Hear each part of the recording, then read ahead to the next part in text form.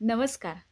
संत तुकोबांनी म्हटल्याप्रमाणे वृक्षवल्ली आम्हा सोय रे वनचरे, वृक्षवल्ली आम्हा सोय रे वनचरे, ही आपली संस्कृती.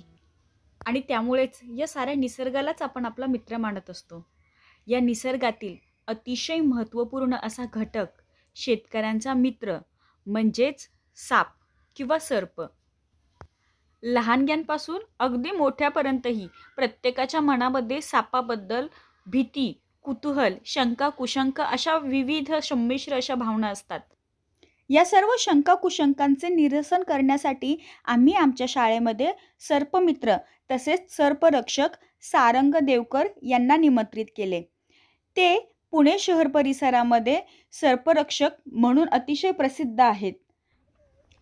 सापांविषयी असलेले गैरसमज दूर करणे तसेच सापांना जीवदान देणे हे काम करणे म्हणजे अगदी जणू त्यांचा छंदच आहे.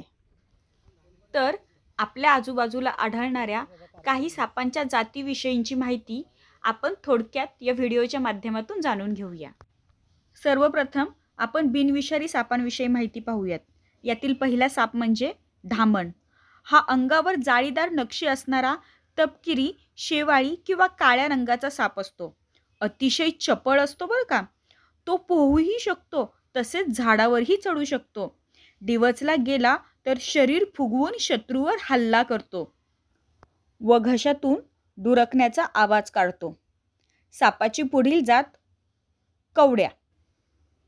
कवड्या या नावाप्रमाणेच याच्या शरीरावर पांढऱ्या पट्ट्या असतात. हा साप निशाचर आहे. पाल हे त्याचे प्रमुख अन्न असते आणि त्यामुळेच हा उभ्या भिंतीवर देखील आपले भक्ष्य पकडण्यासाठी चढू शकतो. हा साप साधारणतः मण्यार या सापासारखाच दिसतो. पुढील जात गवत्या. गवत या नावाप्रमाणेच याचा रंग हा हिरवा असतो. गवताळ भागात, दाट जंगलांमध्ये, दाट वस्तीमध्ये हा साप आढळतो.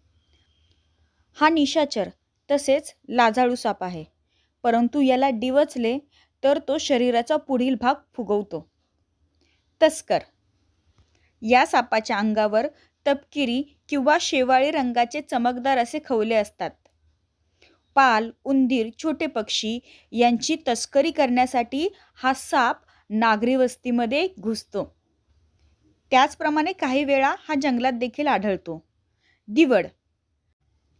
नदी तलावामध्ये आढळणारा हा साप पाण्यामध्ये राहणे पसंत करतो. रात्री मात्र त्याला जमिनीवर राहायला आवडते बरं का. काळ्या पिवळ्या राखाडी रंगात अगदी बुद्धिबळाच्या पटासारखी चौकोनी नक्षी त्याच्या अंगावर असते. कुकरी. हा अंगावर काळे किंवा आडवे पट्टे असणारा राखाडी किंवा लालसर तपकिरी रंगाचा साप. हा अतिशय लाजाळू असतो आणि सहसा चावत नाही बरं का. मांडूळ. हा निशाचर साप असतो. हा लालसर, काळसर किंवा तपकिरी रंगाचा असतो. हा मऊ कोरड्या अशा जमिनीत बिळात राहणे पसंत करतो. वाळा. हा फक्त पावसाळ्यातच दिसणारा साप. इतर वेळी मात्र जमिनीखाली दीर्घ निद्रा घेत असतो. लालसर तपकिरी रंगाचा, पोटाचा भाग फिकट असणारा हा साप. याचे वास्तव्य पालापाचोळ्यात, दगडाखाली सापडते. खापरखवल्या. हा साप दुतोंड्या या नावाने देखील ओळखला जातो. हा साधारण जमिनीखाली असतो. गांडूळ हे त्याचे प्रमुख खाद्य. अजगर. अजगरची मादी एका वेळेला 20 ते 80 अंडे घालते आणि त्यातून 9 ते 10 सेंटीमीटरची पिल्ले बाहेर येतात. हा साप बिनविषारी असला तरी उंदीर, घूस अशा छोट्या प्राण्यांबरोबरच अगदी माकड, कोल्हा, कुत्रा, वासरू, साळीन तर बिबट्या खाल्ल्याची देखील उदाहरणे काही आढळलेली आहेत.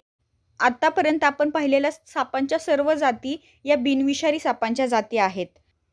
स्वतःच्या संरक्षणासाठी जरी हे साप चावले तरी कोणत्याही प्रकारची विषबाधा होऊ शकत नाही. यानंतर आपण काही विषारी सापांच्या जाती पाहणार आहोत. यातील प्रथम नागराज. नागराज हा जगातील एकमेव असा विषारी साप आहे जो अंडी घालण्याकरता स्वतःचे घरटे तयार करतो आणि डिवचला गेला तर उंच असा फणा उभारतो. विषारी सापांमधील हा सर्वात लांब असा साप आहे. यानंतर घोणस. घोणस हाही एक विषारी साप. याला जर डिवचले गेले तर तो वेटोळे करून जोराने फुत्कार करून हल्ला करतो. त्याचा आवाज कुकरच्या शिट्टीसारखा असतो. मण्यार. काळसर निळा किंवा गडद तपकिरी रंगाचा हा साप. त्याच्या अंगावर पांढऱ्या पट्ट्यांच्या जोड्या असतात. अतिशय मऊ आणि चमकदार खवले असणारा हा विषारी साप.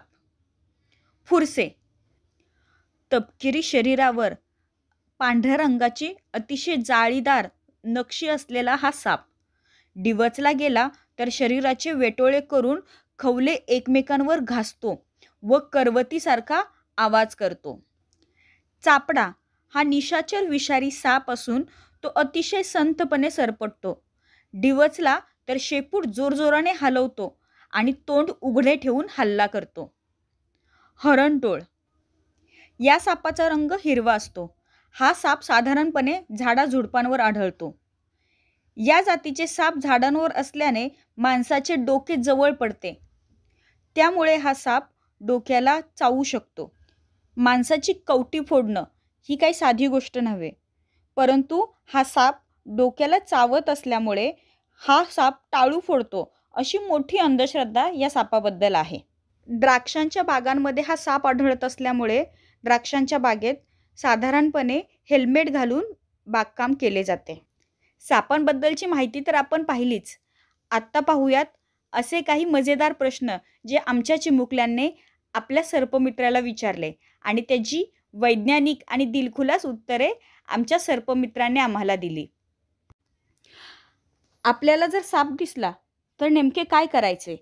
सापाचे विष कसे उतरवायचे? पुंगीच्या आवाजाने साप डुलतो का? इच्छाधारी नाग, नागिन, नागमणी हे सारे खरे असते का? चित्रपट, मालिका यामध्ये दाखवल्याप्रमाणे साप एखाद्यावर डूक धरतो का? तुम्हाला साप दिसला तर कधीही सापाला मारू नये. फक्त त्यावर नजर ठेवावी आणि सर्पमित्राला फोन करून तो साप पकडण्यास सांगावे. सर्पमित्र उपलब्ध न झाल्यास आखडा असलेली काठी, तार किंवा छत्री घेऊन सापास हलकेस उचलावे व घरापासून तसेच मानवी वस्तीपासून लांब सुरक्षित ठिकाणी सोडावे. सापाचे विष उतरवण्यासाठी सर्पदंश झालेल्या ठिकाणी तापून लाल झालेले लोखंड भाजवणे ही अतिशय चुकीची अशी पद्धत आहे. तसेच सर्पदंश झालेल्या ठिकाणचे रक्त काढण्याचा प्रयत्न करू नये. कधीकधी यामुळे रक्तस्राव अधिक प्रमाणामध्ये होऊन त्याचा रुग्णाला अधिकच त्रास होण्याची शक्यता असते. सर्पदंश झालेल्या ठिकाणचा भाग हा स्वच्छ पाण्याने कपड्याने पुसून काढावा आणि यानंतर चित्रात दाखवल्याप्रमाणे कापड बांधावे व त्वरित दवाखान्यामध्ये घेऊन जावे. सापाला ऐकू येत नाही, त्यामुळे पुंगीच्या आवाजाने साप डुलत नाही. नागमणी, इच्छाधारी नाग, नागिन आणि त्यांच्या बाबतीत सांगितल्या जाणाऱ्या कथा या पूर्णपणे काल्पनिक आहेत. बऱ्याच वेळा बेंजाईनचे खडे दाखवून नागमणी असल्याचे खोटे सांगून नागरिकांची फसवणूक केली जाते. आणि सापाची स्मरणशक्ती ही विकसित झालेलीच नाहीये. कोणतीही घटना सापाच्या लक्षात राहत नाही आणि त्यामुळे साप डूक धरतो ही सुद्धा काल्पनिक अशी गोष्ट आहे. आणि अजून एक गैरसमज, साप चावल्यानंतर मिरची, कडुलिंबाचा पाला हा गोड लागतो. तर तो गोड लागत नाही. फक्त साप चावलेल्या व्यक्तीच्या संवेदना कमी झाल्यामुळे त्याला तो कडू किंवा तिखट लागत नाही, एवढेच. यापुढे सापांविषयीचे काल्पनिक चित्रपट, मालिका मनोरंजन म्हणून नक्की पहा, पण यांचा वास्तविक जीवनाशी काहीही संबंध नाही हे लक्षात ठेवायला मात्र विसरू नका. आणि कधी साप दिसलाच तर त्याला न मारता आपल्या आसपास असणाऱ्या कोणत्याही सर्पमित्राची मदत घेऊन त्याला सुरक्षित ठिकाणी पोहोचवा. धन्यवाद.